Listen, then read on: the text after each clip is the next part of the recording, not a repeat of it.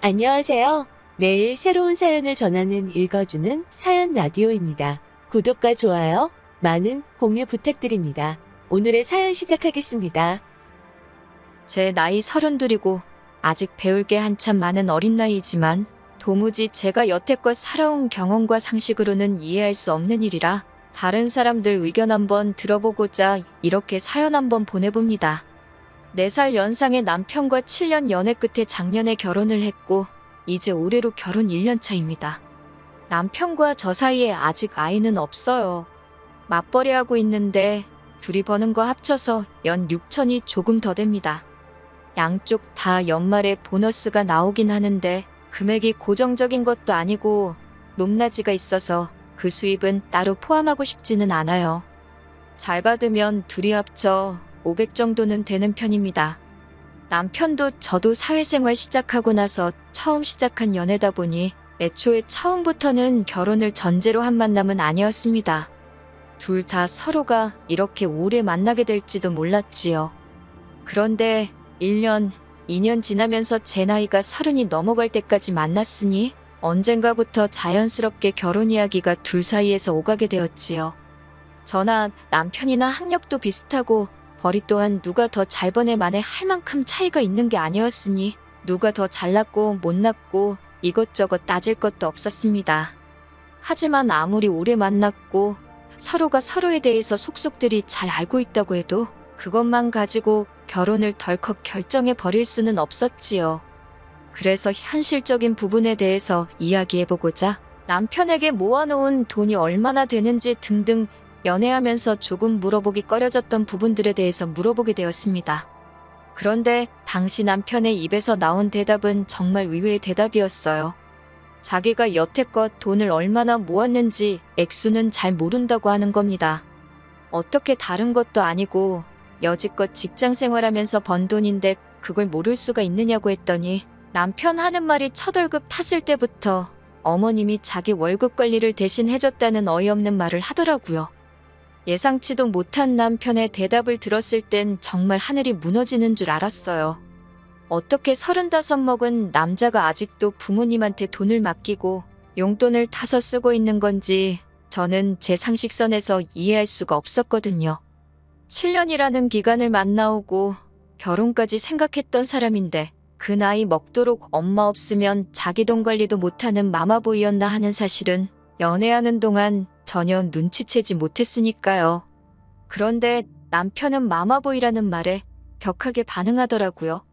내가 마마보이라서 돈을 어머니한테 맡긴 게 아니다. 자기가 딱 직장인이 되고 나서 그때는 직접 돈 관리를 했었는데 그때는 자기도 사회생활 경험도 없었고 하니 월급날 지나고 다음 월급날 되기 전에 벌어놓은 돈을 다 쓰고는 했다 그러는 겁니다. 취직이 빠른 편이었기도 했고 당시에 같이 모여놀던 친구들 중에서는 유일하게 돈 버는 직장인이었기 때문에 물주 노릇을 하면서 술 먹고 노는데 정신이 없던 시절이 있었다고요.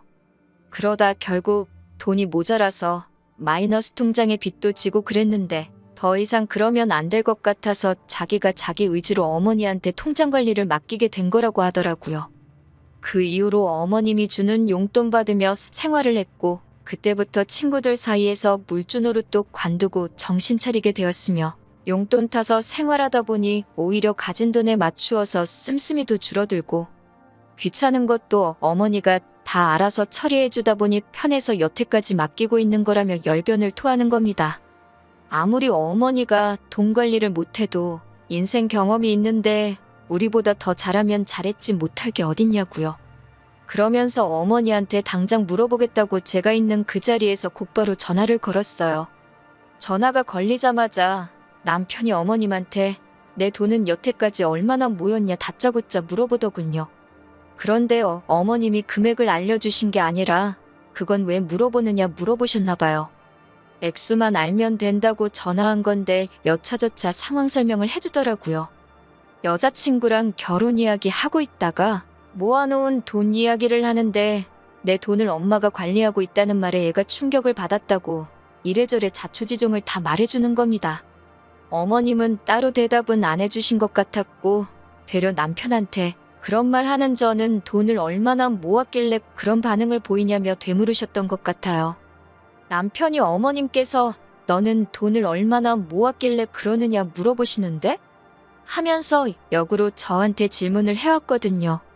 당시에 저는 만기가 다가오는 5천짜리 적금과 이것저것 다 해서 3천 정도, 그래서 8천만 원 정도를 가지고 있다고 사실대로 대답해줬습니다. 그런데 그 말을 전해 들은 어머님은 정확한 금액 대신 그것보단 많이 모아놨으니 걱정 말라 전해라는 대답을 해오셨습니다. 그리고는 전화가 끊어졌었지요. 저는 그때 정확한 금액을 듣고 싶었지만 남편은 꼬치꼬치 묻는 저에게 불만이 많아 보였습니다. 어머니가 그렇다면 그런 줄 알아야지 뭘 자꾸 캐내려 드냐면서요. 제가 모은 돈보다 많다는 대답을 들었지만 저는 제가 모은 돈에 대해서 거짓없이 정확하게 공개를 했는데 왜 그걸 숨기려고 하는지 그때는 몰랐어요. 그렇다고 해서 결혼 이야기 없는 걸로 하고 연애도 그만하고 새 사람 찾자고 말할 만한 일은 또 아니잖아요? 그냥 더 많다는 말을 당장에는 믿는 것 말고는 할 수 있는 게 없었습니다. 7년이라는 긴 시간을 함께하면서 이 꼴 저 꼴 못 볼 꼴 다 본 사이에다가 솔직히 결혼 이야기까지 오고 갈 만큼 나름 남편이라는 사람에 대해서 확신을 가지고 있었기 때문이지요. 게다가 제 나이도 있다 보니 솔직히 남편보다 더 좋은 사람을 만날 수 있을까 하는 생각도 들었기도 했지요. 7년이라는 기간이 정만 가지고 연애를 이어갈 만큼 짧은 시간은 아니잖아요? 그만큼 그동안 남편이라는 사람에 대해서 많이 알아왔고 성격적인 면이나 벌이라든지 기타 여러 가지 부분에서 제가 흠잡을 거리가 있는 사람은 아니었으니 말입니다. 그리고 무엇보다도 어머님도 다른 사람도 아니고 아들 돈을 쥐고 있는데 그 돈을 함부로 했겠냐는 생각이 더 컸고요. 그래서 돈을 가지고 있다는 말을 믿기로 했습니다. 하지만 그렇다고 해서 이 상황을 손가락만 빨며 구경만 하고 있을 수는 없었지요. 남편과는 긴 상의 끝에 일단 어머님이 관리하고 있는 돈은 돌려받아라. 그리고 우리가 결혼하고 나면 어머님이 돈 관리해주는 일은 이제 끝내도록 하라 했어요. 결혼하고 나면 저도 회사 다니고 있으니 맞벌이 부부 생활을 할 텐데 내 돈은 내가 관리하고 당신 돈은 어머님이 관리하는 것도 웃기지 않겠느냐 하는 취지였지요. 서로 버는 돈은 각자 관리하는 한이 있더라도 어머님한테 생활비나 여러 가지 돈 문제로 연락하면서 지내는 모습은 상상도 하기 싫다고. 내 남편이 엄마 품을 떠나지 못해 완벽하게 독립하지 않은 꼴 보면서 결혼 생활을 할 자신이 없다고 솔직하게 말했습니다. 남편도 무슨 엄마 품을 벗어나지 못했냐고 그냥 편해서 어머님한테 맡겨왔던 거라고 하면서 당연히 결혼 후에는 돈 관리는 우리가 하는 게 맞다고 확답을 받아냈고요. 7년 만나는 동안 저는 시댁에 따로 왕래한 적이 없었는데 남편은 이미 저희 부모님께 인사도 드렸고 왕래도 잦았거든요. 오랫동안 봐오셨기 때문에 결혼 허락 받는데 큰 어려움은 없었습니다. 결혼 준비를 하는 도중에는 별다른 사건 사고는 없었어요. 신혼집을 구하는 과정에서 돈이 필요하게 되었고 어머님이 관리하고 있다던 남편의 돈을 그때가 돼서야 돌려받게 되었습니다. 어머님이 주신 돈은 1억 2천이었어요. 저한테 말했던 대로 제가 모은 돈보다는 많은 돈이었습니다. 남편 연봉과 일한 기간에 비하면 조금 빠지는 게 있는가도 싶었지만 남편이 일 시작하자마자 어머님한테 돈 관리를 맡긴 게 아니라는 말도 들었고 돈 관리를 해주셨다 뿐이지 남편도 그동안 용돈이며 생활비며 받아다 쓴 게 있을 테니 꼬치꼬치 내역에 대해서 하나씩 다져보지는 않기로 했습니다. 남편이 저보다 가져온 돈이 많았으니 기본 예단을 제가 해드렸고 현금 예단으로 500을 드렸어요. 어머님은 아들이 모은 돈 당신이 쥐고 있었을 뿐이고 따로 해준 것도 없는데 뭐 그러냐며 꾸민비로 쓰라고 500을 그대로 돌려주셨고요. 결혼 전에 상견례 말고도 어머님하고 몇 번 만나뵌 적이 있는데 딱히 꼬투리 잡으시는 것도 없고 표현도 말수도 많이 없으신 무뚝뚝한 분이었습니다. 그때 모아놓은 돈이 있냐고 확인 전화를 했을 때 기분이 상해서 그런 거라고 생각했는데 원래 성격이 그러신 분 같았어요. 같이 식사 자리를 가져도 말없이 식사만 하시고 별다른 말도 없었거든요. 제가 괜한 오해를 했구나 싶었습니다. 아무튼 그렇게 저희는 결혼을 하게 되었어요. 시어머니라고 해서 딱히 저희 결혼 생활에 감나라 배나라 하시는 분도 아니었고 남편과도 정말 오랜 기간 연애를 해왔으니 결혼 생활하는 동안 딱히 커다란 문제는 없었습니다.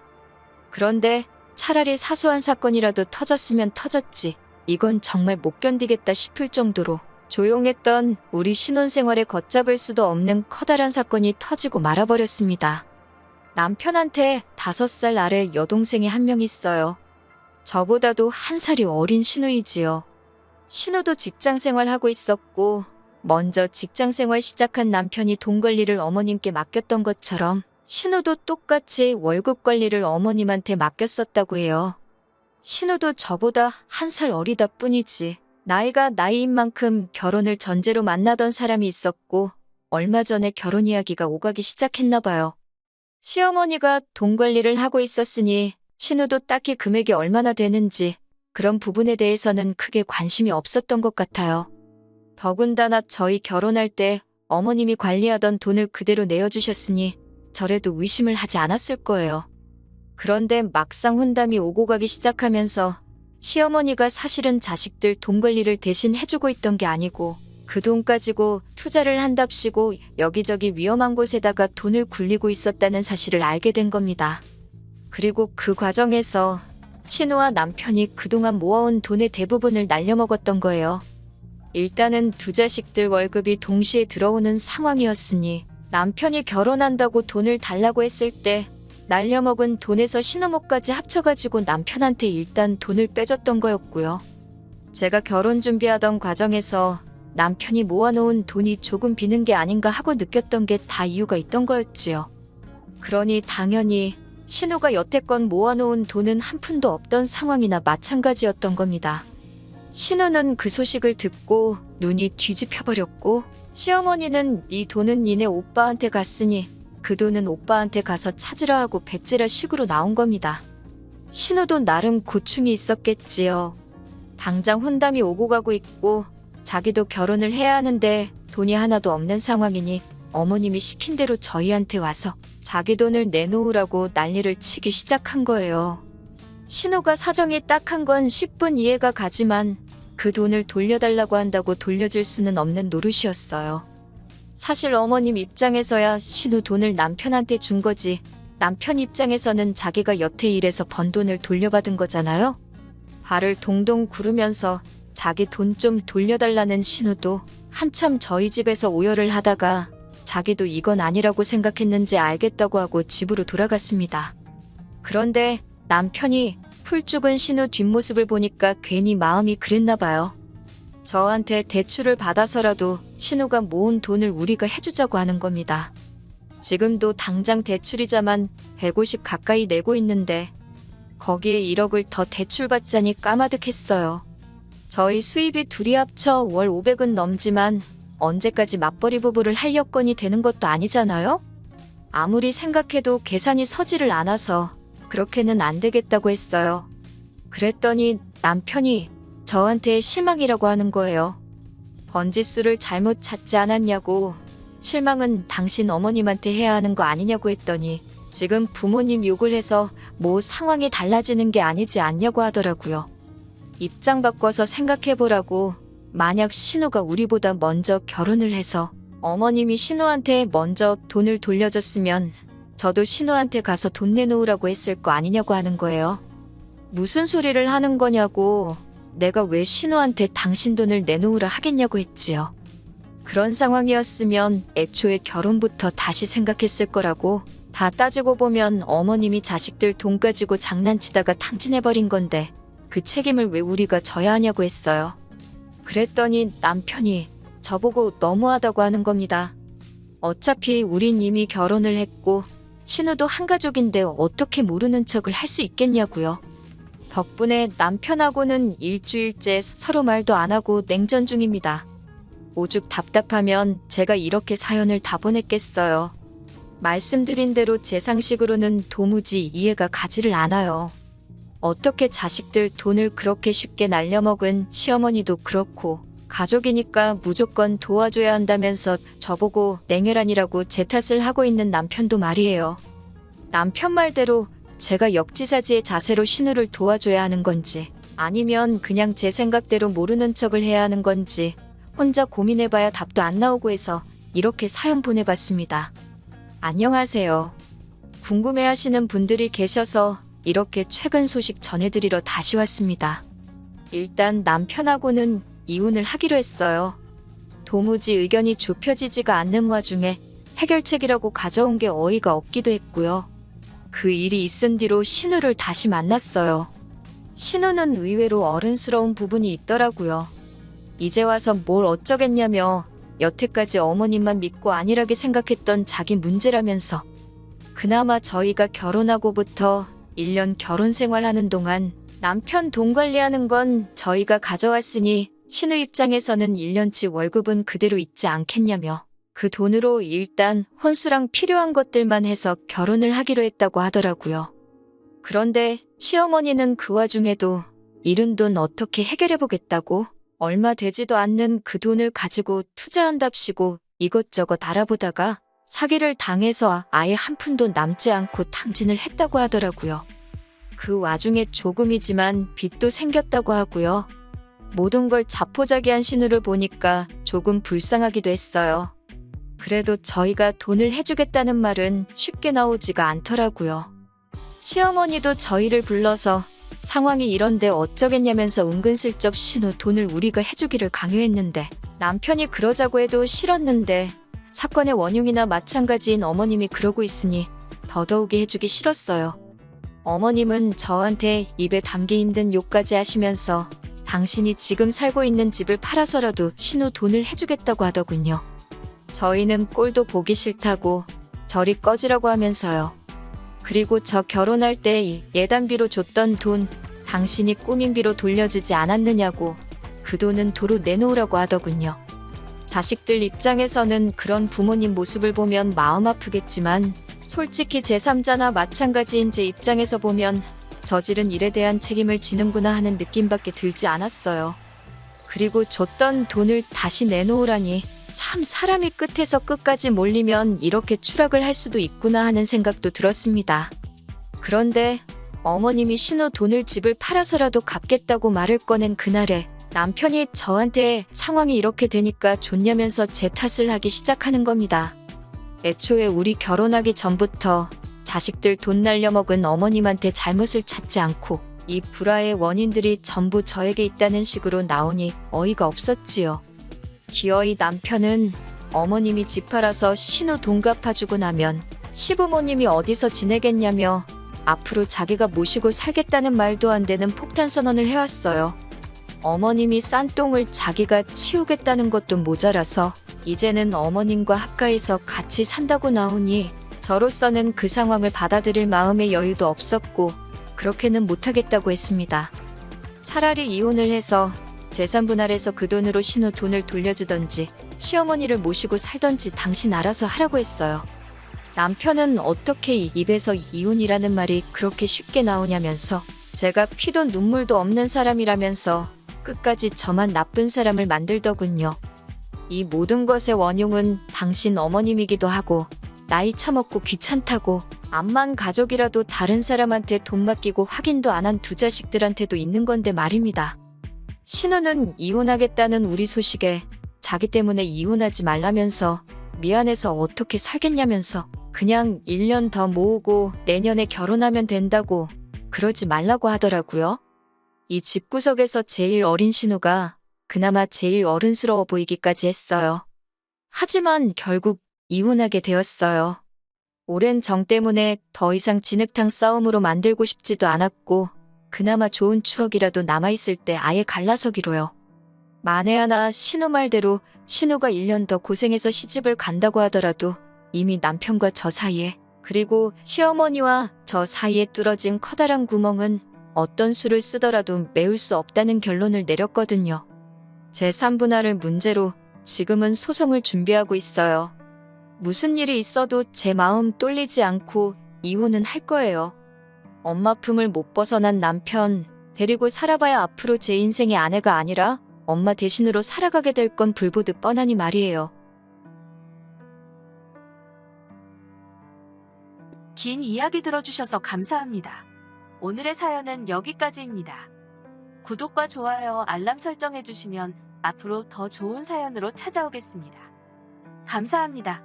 안녕하세요. 매일 새로운 사연을 전하는 읽어주는 사연 라디오입니다. 구독과 좋아요, 많은 공유 부탁드립니다. 오늘의 사연 시작하겠습니다.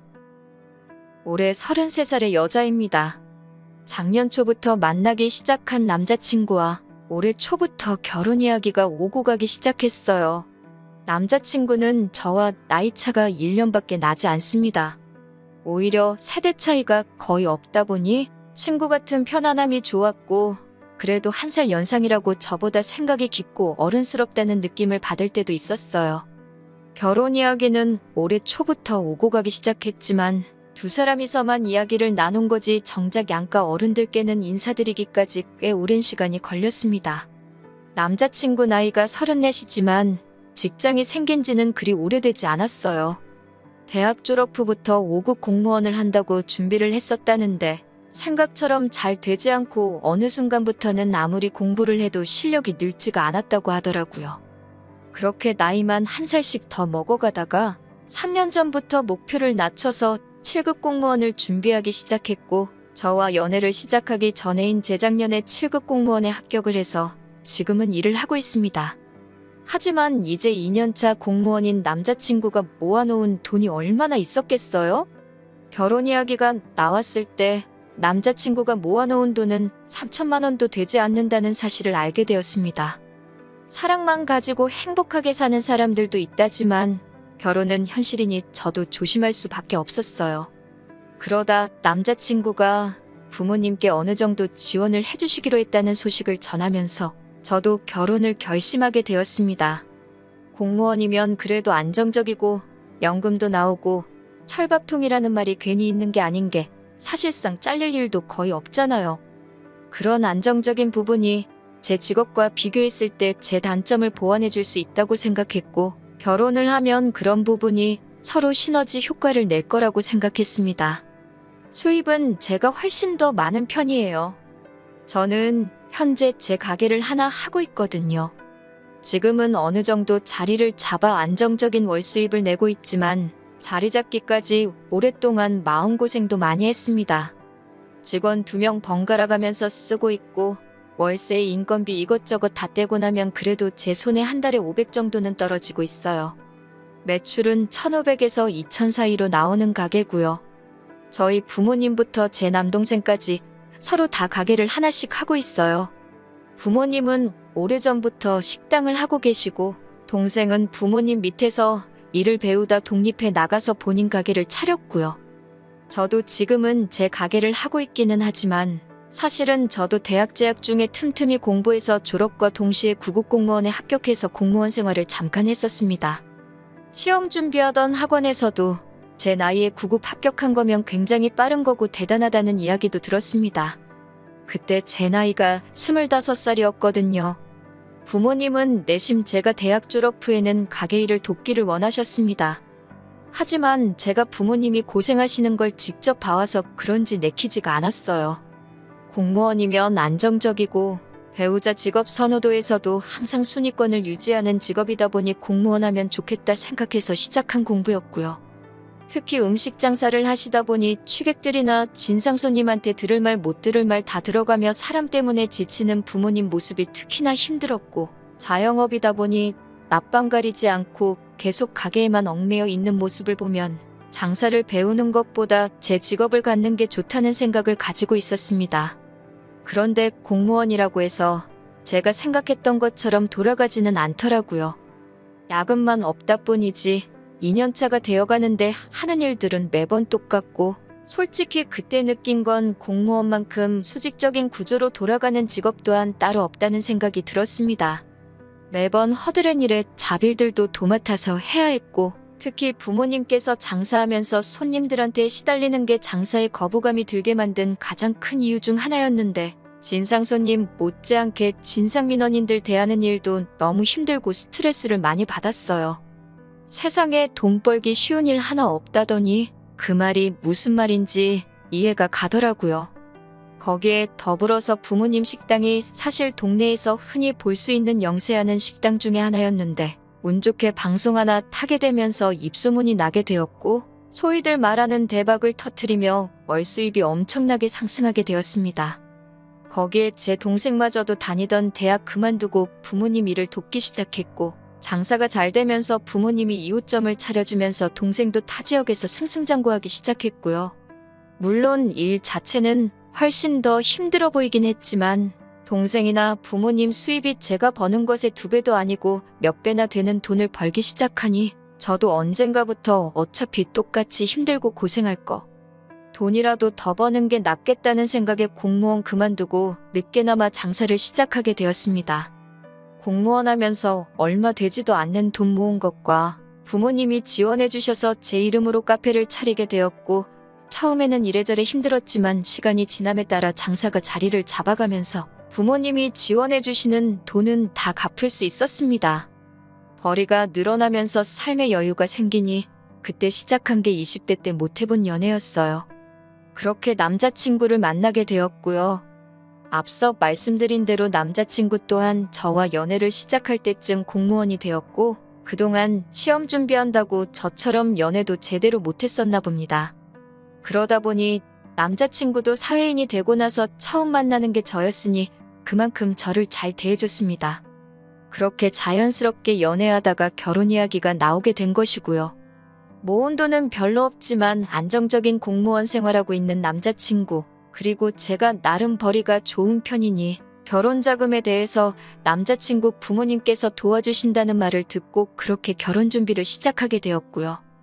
연애하면서 자기 월 수입이나 부모님 수입이 어떻게 되는지 미리 말해주는 사람들 없잖아요?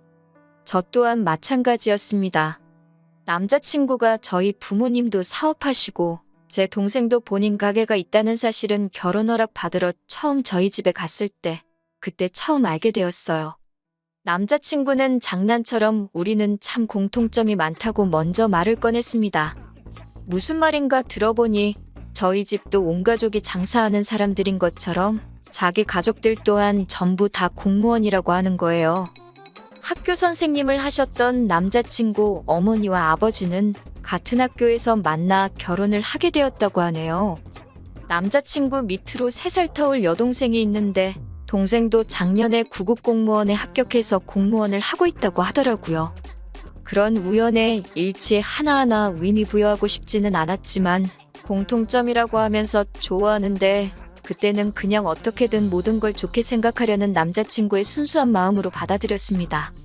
결혼 허락 먼저 받기 위해서 남자친구를 저희 부모님께 먼저 소개하기로 했어요. 원래도 데이트하면서 뭐 먹을지 잘 못 정하는 성격이라 센스껏 장소도 제대로 못 정할 것 같아 걱정했는데 남자친구가 웬일로 부모님이 회를 잘 드시느냐 묻더라고요. 나름 알아보고 물어보는 건 줄 알고 기특했고 부모님은 딱히 가리는 음식은 없으시다고 대답했는데 남자친구가 얼마 전에 회식 때 다녀온 곳인데 좋아서 거기서 하면 어떻겠냐고 하면서 가게 이름을 저한테 알려줬습니다. 그런데 검색해보니 그냥 동네에 있는 횟집이더라고요. 심지어 프라이빗한 방이 있어서 조용히 대화 나눌 만한 분위기도 아니고 등받이도 없는 의자에다가 포장마차에서나 볼 법한 원형 스탠 테이블로 된 말 그대로 동네 식당이었어요. 회랑 매운탕이랑 같이 주는 그런 곳 있잖아요. 횟집이 뭐 문제가 있는 건 아니지만 그래도 결혼 허락받기 위해 처음 인사드리는 자리인데 아무리 맛집이라도 그런 데서 하는 건 아닌 것 같아서 그냥 제가 알아보겠다 하고 제가 찾아서 예약했습니다. 코스로 요리가 나오는 곳이었고 인당 10만 원 선에서 계산할 수 있는 적당한 가격대의 일식집이었어요. 방으로 되어 있고 분위기도 괜찮아 보이는 곳이었습니다. 인사드리기로 한 당일에 남자친구와 근처에서 만나서 부모님과는 따로 움직이기로 했어요. 남자친구가 약속 시간에 거의 딱 맞춰서 도착을 하더라고요. 그래도 늦을까봐 걱정은 된 건지 지하철역 입구에서 허겁지겁 뛰어오는 겁니다. 부모님보다 먼저 와서 기다리고 있어도 모자랄 판에 저러니 어이가 없었어요. 그런데 심지어 빈손으로 왔더라고요. 이 사람이 여태 공부만 했다 보니까 사회생활을 해본 적이 없어서 그런 건지 뭔지 모르겠지만 그래도 첫 인사드리는 자리에 빈손은 기본적인 매너가 없는 거 아니냐고 쓴소리 한마디 하고 근처의 베이커리에 들러서 케이크 하나 급한 대로 사서 장소에 도착했습니다. 아무튼 인사드리는 자리는 그렇게 나쁘지 않았어요. 대화를 나누던 중에 부모님께서 당신들이 어디에서 식당을 하고 있다. 그 사실을 처음 이야기했는데 우연의 일치였던 건지 저희 부모님이 장사하는 곳인 남자친구 부모님이 사는 동네와 같은 지역이었던 겁니다. 가게 이름을 말해주니 남자친구도 몇 번 가봤고 부모님도 자주 다니는 식당이라고 하는 거예요.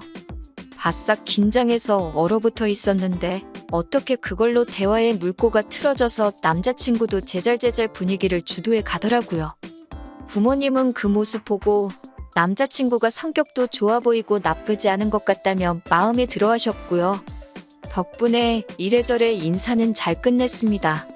남자친구가 자리에서 먼저 일어났고 부모님하고 같이 1층으로 내려오면서 남자친구가 모아놓은 돈이 적은 거야 일시적인 거지. 성실한 게 중요한 거라고 하면서 직장도 공무원이면 안정적이고 좋다고 하시면서 남자친구를 좋게 봐주신 것 같더라고요.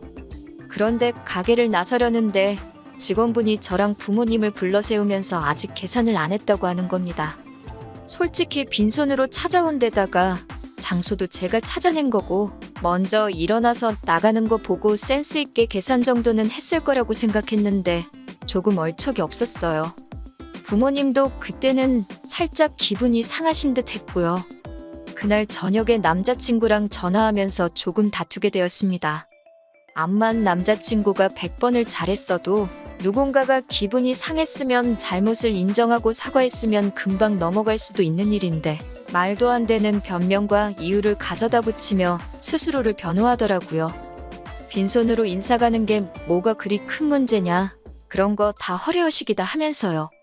그래도 대화 나누면서 자기가 억지 부리고 있는 걸 깨달았는지 계산 안 한 건 자기가 생각이 짧았다고 하면서 그런데 그래도 너무 비싼 곳을 예약한 제 잘못도 있다고 하면서 제 잘못도 어느 정도 있으니 그만 다투자고 상황을 모면하려 하더라고요.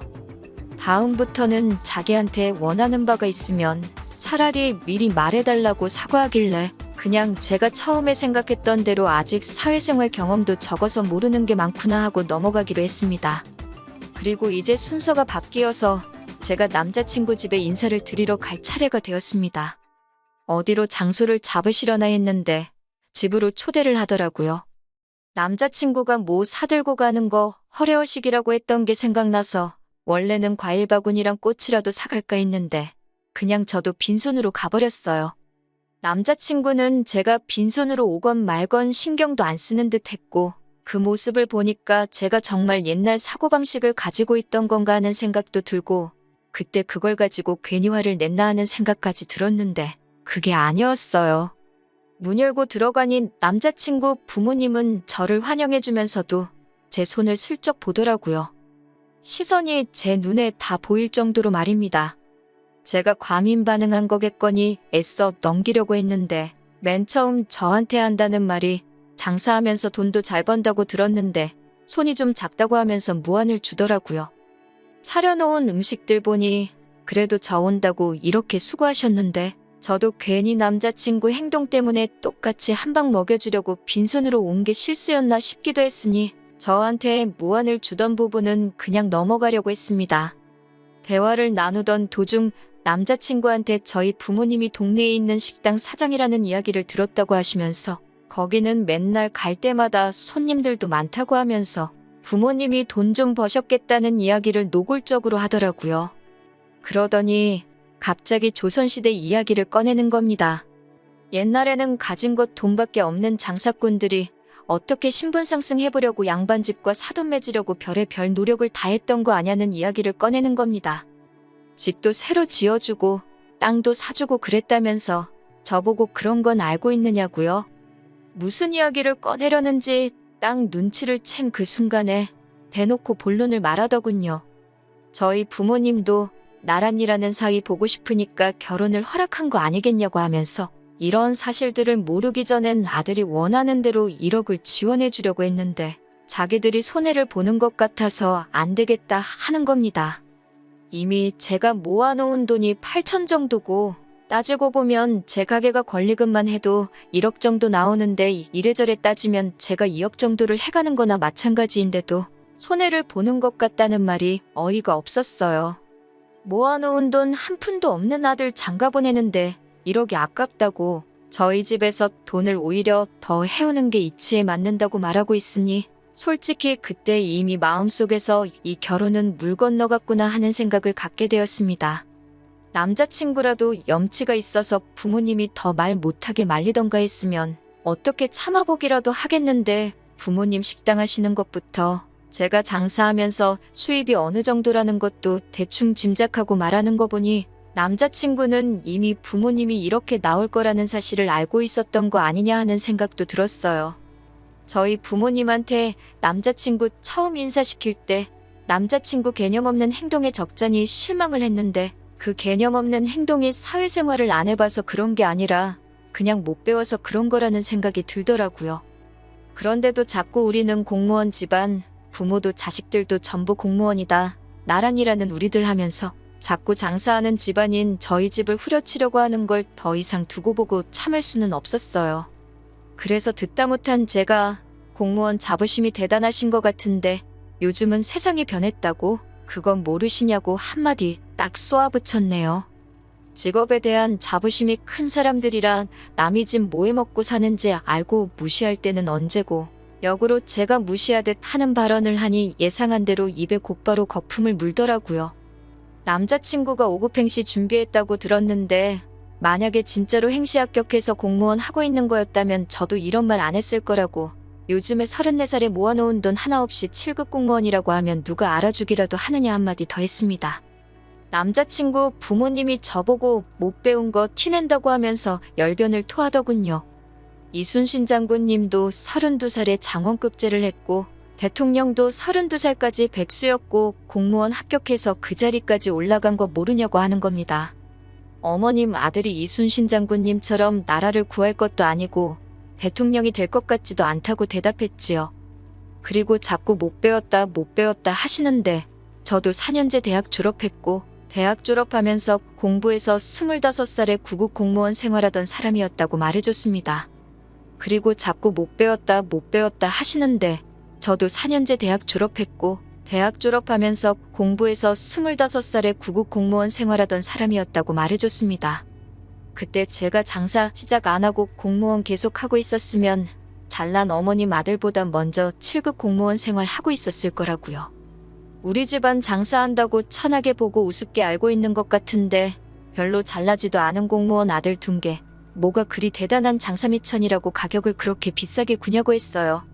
저나 제 동생은 물론 저희 부모님까지 장사한 구력이 몇 년인데 어디서 장사도 안 해본 사람이 평생을 업으로 해온 사람한테 바가지를 씌우려고 하냐고 어머님 아버님이 한 말로 세상 물정 좀 더 공부하고 오셔야겠다고 했습니다. 맨날 책상머리에 앉아서 시키는 일만 처리하고 있으니 몰라도 너무 모르는 거 아니겠냐고요? 꿀먹은 벙어리도 아니고 그 자리 가만 앉아서 상황만 보던 남자친구한테도 너도 니네 부모님 말만 듣고 쓸데없이 자부심 가지지 말고 스스로 움직이면서 뭐가 똥이고 뭐가 된장인지는 직접 찍어 먹어보고 배우고 하라고 했습니다. 너네 집 찍어 먹어보니 똥인 거 알겠으니 결혼도 없던 일로 하고 나는 여기까지 하겠다고요. 그동안 정이 있으니 너네 집 똥인 거 알려주는 거라고 이제라도 그거 염두에 두고 장가라도 똑바로 가고 싶으면 주제 좀 파악하고 살라 한마디 하고 집으로 돌아왔네요. 남자친구 부모님은 제가 남자친구한테 뭐라고 하는 동안도 말하는 거 천박한 것 좀 보라면서 뭐라고 하는데 요즘 세상에 공무원 말투가 따로 있고 장사꾼 말투가 따로 있나요? 끝까지 장사하는 사람들 얕잡아보고 우습게 여기는 게 저거는 평생 가도 못 고치겠다는 생각이 들더라고요. 사실상 이제 연도 끄는 사이인데 제가 고쳐줄 필요도 없겠고요. 그냥 우물안 개구리처럼 계속 그렇게 사는 게 두 분한테는 가장 행복한 일일 수도 있겠네요. 아들 공무원 합격한 자부심에 그걸 인생의 최고 업적이나 기쁨으로 사시는 게 말이지요. 쓰다 보니 제가 공무원을 무시한 듯 쓴 것 같기도 해서 오해의 소지가 있는 부분이 있는 것 같아 덧붙입니다. 저도 공무원 생활을 했던 사람으로 절대 무시하지 않아요. 애초에 무시했으면 남자친구와 결혼 생각도 하지 않았을 테니까요. 문제는 아들 공무원 합격한 걸 가지고 저희 집에 어떻게 돈 한 푼 뜯으려던 거지근성 때문에 상 뒤집어 엎고 나온 거예요. 아무쪼록 오해가 없으셨으면 하는 마음에 이렇게 한 줄 더 추가합니다. 긴 이야기 들어주셔서 감사합니다. 오늘의 사연은 여기까지입니다. 구독과 좋아요, 알람 설정해주시면 앞으로 더 좋은 사연으로 찾아오겠습니다. 감사합니다. 안녕하세요. 매일 새로운 사연을 전하는 읽어주는 사연 라디오입니다. 구독과 좋아요, 많은 공유 부탁드립니다. 오늘의 사연 시작하겠습니다. 결혼한 지는 이제 반년도 안 지났는데 이대로 계속 결혼 생활을 이어갔다간 좋을 거 하나도 없을 것 같아 이혼을 준비 중인 여자입니다. 3인성어라는 고사성어가 있잖아요. 말 그대로 세 사람만 모이면 없는 호랑이도 만들 수 있다는데 그 말이 딱 무슨 말인지 이제서야 이해가 가네요. 저 혼자만 아니라고 백날 말하면 뭐하나요. 남편까지 포함한 사남매에 시부모님까지 합하면 6명인 대가족인데 3명이면 호랑이 한 마리 만든다는데 6이서 동시에 2마리를 만드니 어디 저 혼자서 버틸 재간이 있겠나요? 식가족 전부가 똘똘 뭉쳐서 제가 틀렸다고 하는데 저만 빠지면 이 집구석에 평화가 찾아올 것 같으니 제가 빠져주려고요. 결혼 전에는 정말 대가족에 이렇게 화기애애한 집안이 또 있나 싶었는데 지들끼리만 화목한 집안이라는 건 결혼을 하고 나서야 알았습니다. 결혼 시작하자마자부터 첫 단추가 좋지 않았어요. 신혼여행 다녀와서 시부모님 댁으로 인사드리러 갔는데 시부모님 집에 신우들까지 온 가족이 모여가지고 있었습니다. 결혼한 첫째 신우는 시매부의 시조카까지 데리고 왔고 결혼 안 한 막내 신우는 자기 지금 만나고 있는 남자친구까지 데려와서 말입니다. 저희 신혼여행 다녀온 게 뭐라고 이렇게 다 같이 반겨주시나 했는데 저를 반겨주는 게 아니라 제가 신혼여행지에서 사왔을 선물을 반겨주러 온 거였더라고요. 애초에 신혼여행지에서 선물 같은 건 따로 구매하지 않았습니다. 이미 결혼 전에 시어머니 현금예단부터 신우들이 원하는 명품 가방도 다 예단으로 해줬으니 굳이 신혼여행지에서까지 좋은 선물 사올 필요 없다고 생각했거든요. 가져온 거라고는 공항 면세점 들러서 사온 과자나 초콜릿 같은 디저트류가 전부였습니다. 집에 두고 있다가 만날 때 하나씩 주는 것보다 한 번에 다 줄 수 있었기에 편한 건 있었는데 과자 사온 거 다 돌렸는데도 장난치지 말라는 식으로 진짜 선물을 꺼내보라 하더라고요. 그런데 진짜 없는 걸 알더니 그러는 거 아니라고 하는 겁니다. 특히 형님은 자기 결혼했을 때 신혼여행지에서 남편 명품 지갑 써왔던 이야기를 들먹이면서 받은 게 있는데 어떻게 염치도 없이 빈손으로 돌아올 수 있냐고 하는 거예요. 형님 결혼했을 때면 제가 남편하고 연애하기도 전 이야기인데 그때 남편한테 선물해줬다고 보답을 왜 저한테 찾는지 모르겠더라고요. 제가 받은 것도 아닌데 말입니다. 남편도 어이가 없는 게 제가 받은 것도 아닌데 왜 선물을 저한테 찾냐고 한마디 해주면 될 걸 가지고 제가 저 혼자서 면세점에서 이것저것 사들고 오길래 당연히 챙겼을 줄 알았는데 몰랐다고 하면서 이게 다 제 탓이라는 듯이 책임을 저한테 떠넘기더라고요. 지 가족들이 그렇게 나올 걸 알았으면 여행지에서 지 가족들 욕심이 보통이 아니라 뭐라도 해가야지 않겠냐고 미리 귀뜸이라도 해주던가 지 돈 주고 뭐라도 챙겼던가 했어야지. 면세점 돌아다닐 때 다리 아프다고 공항터미널 의자에서 자빠져 자놓고서는 자기는 아무 잘못 없다는 식으로 저렇게 나오니 어이가 없었습니다. 시모는 거기다 대고 저한테 그런 건 당연히 여자가 챙기는 게 맞다고 하시고 첫째 신우는 이제부터라도 시댁 무서운 줄 알았으면 다음부터 잘하겠지 이러고 있는데 어이가 없더라고요. 과자 가져온 거 다 돌리고 나니 막내 신우는 왜 자기 남자친구 거는 없냐고 툴툴대고 있는데 온 가족들이 염치라는 게 있기는 한가 싶었습니다. 하다 신우 남자친구까지 챙겨줘야 하나 싶었네요. 나중 가면 아예 사돈의 팔촌까지 챙기라고 할 건가 싶었어요. 그나마 둘째인 도련님은 막내 신우 달랜다고 자기 앞으로 들어온 과자 선물을 신혼 남자친구한테 양보를 하대요. 거기까지만 보면 그나마 이 집구석에서 제일 정상적인 사람 대접을 해줄 텐데 그러자마자 저를 쳐다보더니 자기도 여자친구가 있다고 다음부터는 인원수 잘 맞춰서 챙겨오라고 하더라고요. 멀쩡한 사람이라고 오해한 제가 다 한심스러웠습니다. 시아버지는 저한테 제가 맏며느리니 앞으로 집안의 기둥이 될 텐데 식구들 잘 챙겨버릇해야 한다고 말씀을 하셨고요. 어찌저찌 인사는 다 끝내고 신혼집으로 향하는 길이었는데 솔직히 상황이 그 모양인데 집에 돌아가는 길이 당연히 분위기가 좋을 수가 없었지요.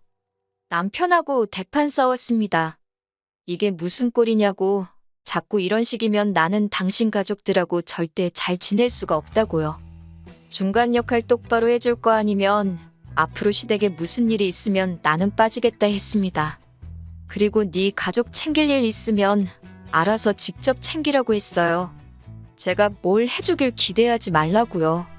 각자 집은 알아서 각자 챙기자고 했습니다. 지금 후회하는 건 신혼여행 돌아온 첫날부터 이렇게 세게 신호를 줬는데 그때 빨리 결정 내리지 못하고 재빨리 정리하지 못했다는 거예요. 남편이 중간 역할을 잘 못하는 걸 고쳐서 쓸 수 있다고 믿었던 겁니다. 애초에 사상부터가 며느리라면 자고로 시가 식구들한테 찍소리도 못한다는 생각을 가지고 있는 놈을 고쳐서 쓰려고 했으니 거기서부터가 문제였지요. 신혼여행 다녀와서 2주일 뒤가 남편 남동생 그러니까 도련님의 생일이었어요. 생일 파티 한다고 시댁에서 모이기로 했는데 시어머니한테 전화가 왔습니다. 무슨 일인가 했는데 시동생 생일 파티하기 전날에 시댁에 와서 하루 자고 가라고 하더라고요. 왜 멀쩡한 신혼집 냅두고 시댁 와서 자고 가라는가는 안 봐도 뻔한 일이었죠. 식구가 많으니 먹는 입도 많다고 음식 준비 혼자서 못하겠다고 하는 소리입니다. 같이 사는 신우도 있는데 시동생 생일상을 며느리인 저한테 준비시킬 심산인 거죠. 회사 때문에 그렇게는 못할 것 같다고 했어요. 시어머니는 퇴근하고 오라는 건데 회사 탓을 하냐며 뭘 하시길래 회사가 요즘 바빠서 야근도 많고 그날은 정말로 밀려있는 잔업을 해야 해서 가지 못할 것 같다 대답했습니다. 그러니 시어머니는 저한테 휴가를 쓰라고 하더라고요. 제가 미쳤나요? 시동생 생일상 차려주려고 며칠 안 되는지 휴가를 써버리게요. 거기에 결혼식 때문에 남아있는 휴가도 많이 없는 상황이었고요. 그러니 더욱더 저희 소중한 휴가를 시동생 생일상 차려주는데 쓰고 싶지 않았습니다. 시어머니가 그러면 자기 혼자 어떻게 그 많은 사람 음식을 준비하냐고 하더라고요. 시집간 큰신우 전업주부하고 있는데 큰신우 부르시라 집에도 아가씨 같이 살고 있지 않느냐 물어보려다가 더 길게 말해봐야 심호심기만 건드릴 것 같아서 저는 잘 모르겠고 그날은 휴가도 쓸 수 없고 안타깝게도 도와드릴 수 없다고 딱 잘라 말했습니다. 그리고 그날 저녁에 남편하고 같이 집에서 쉬고 있는데 시어머니한테 또 전화가 걸려왔어요. 당신한테 좋은 생각이 떠올랐다 하시더니 아직 도련님 생일까지 시간이 있으니 제가 퇴근하고 틈틈이 음식 한두 가지씩 미리 집에서 준비를 해놓으면 되겠답니다. 하지만 저는 여전히 제가 왜 시동생 생일상에 올라갈 음식을 해야 하는지 이해가 가지 않았습니다. 가만 대답하면 이제 앞으로 신우도 둘이나 되는데 신우 생일날도 상 차려오라고 하고 온갖 무슨 날마다 불려다니면서 시가족들 밥상 차리는 사람이 돼버리는 거 아닌가 하는 생각이 들어서 저도 일하느라 바쁘고 집에 돌아오면 아주 진이 빠진다고 그렇게는 못하겠다고 대답을 했지요. 그런데 시어머니가 저한테 서운하다는 겁니다. 애초에 그게 서운한 일인가 싶었고 저한테 이런 거 2번 다시 부탁도 하지 말라고 말하려 하고 있는데 남편이 전화기를 뺏어가더군요. 그러면서 자기가 잘 말하고 오겠다고 전화기 들고 방에 가서 심호하고 둘이 통화를 하더라고요.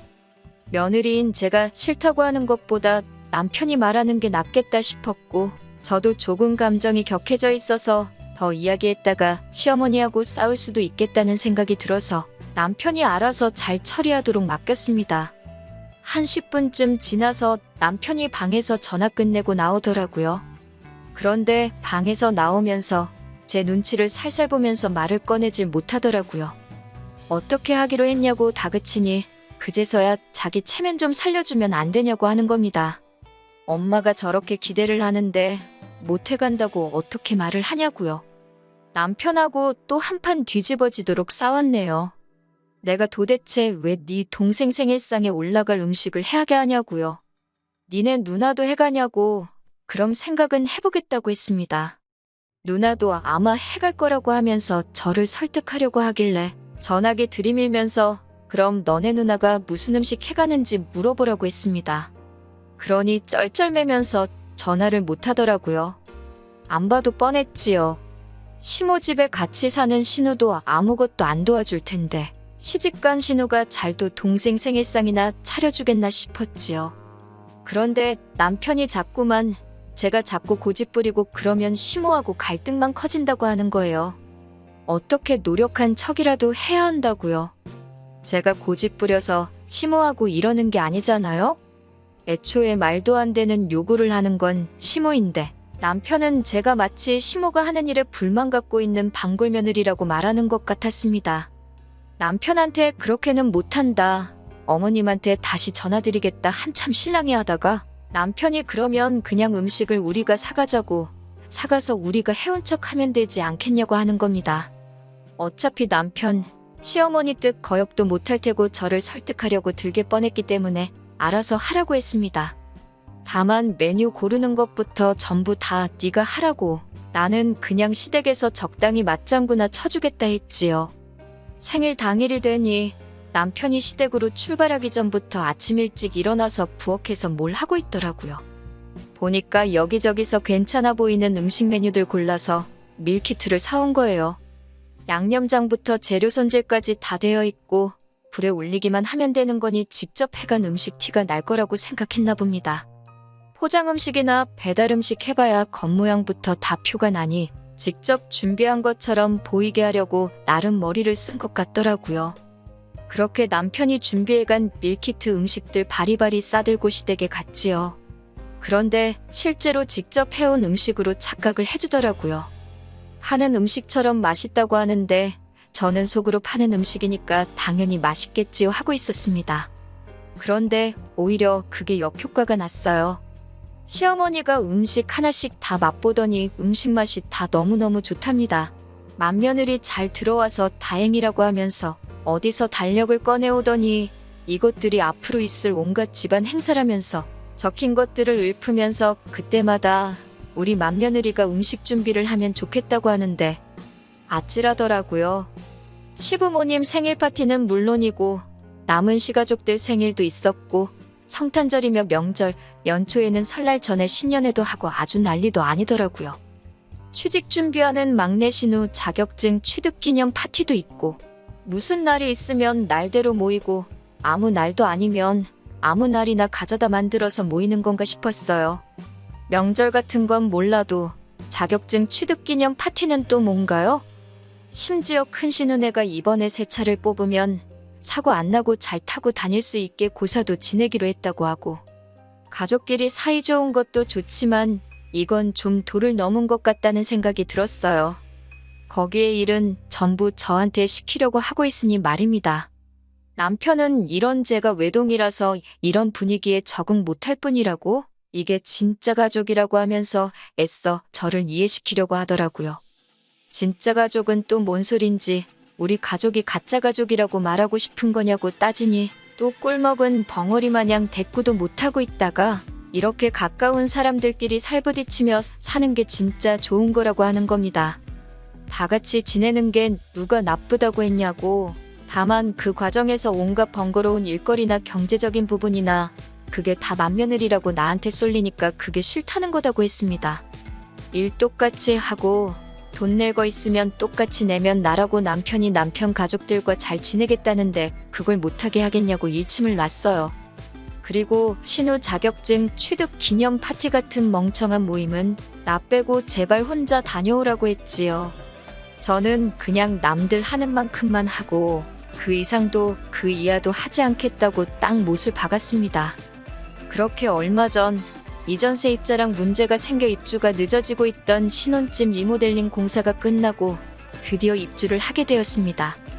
그 전까지 머물던 집은 제가 첫 직장 구했을 때부터 전세로 살던 집이었는데 그렇게 오랜 기간 머물렀는데도 자가로 집이 생기니 전세로 살 때랑 다르게 이 집이 내 집이구나 싶은 생각이 들더라고요. 아무튼 집이 생겼으니 집들이 이야기가 나오게 되었습니다. 솔직히 시가 식구들 모여서 집들이 하면 엄청 스트레스 받을 걸 알았지만 생략할 만한 일도 아니거니와 친정 부모님이 많이 도와주셨던 덕분에 자가로 집도 생겼으니 집들이를 안 할 수도 없었지요. 그렇다고 친정만 집들이 하고 시가는 안 하고 할 수는 없잖아요. 제가 제 입으로 각자 잘하자고 했으니 어느 정도 솔선하는 모습을 보여야 한다고 생각했습니다. 그래서 까짓것 그냥 하자 굳게 결심해서 그때는 월차까지 내서 집들이 준비를 했습니다. 밀키트나 배달 음식으로 간단하게 차려낼 수도 있었지만 이왕 하는 거 제대로 하자 싶어서 음식도 손수 준비하기로 했고요. 그래서 집들이를 아침 일찍부터 해서 준비를 시작하고 있는데 초인종이 울리더라고요.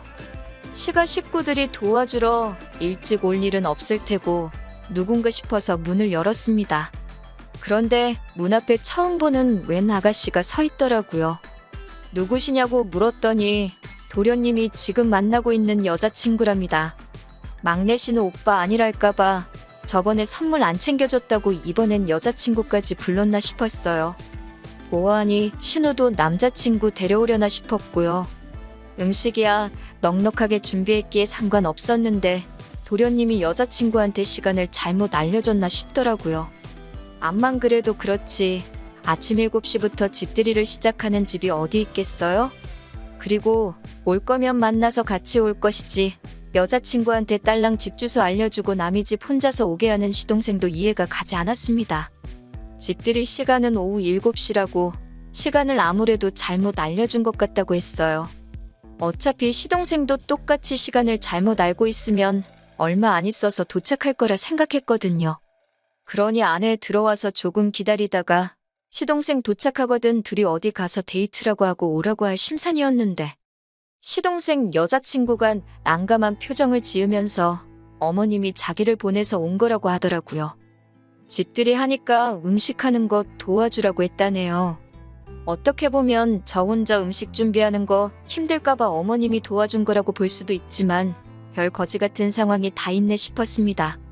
결혼한 사이도 아니고 시동생하고 만나는 여자친구일 뿐인데 결혼 전부터 시집살이 길들이게 하려는 건가 싶었어요.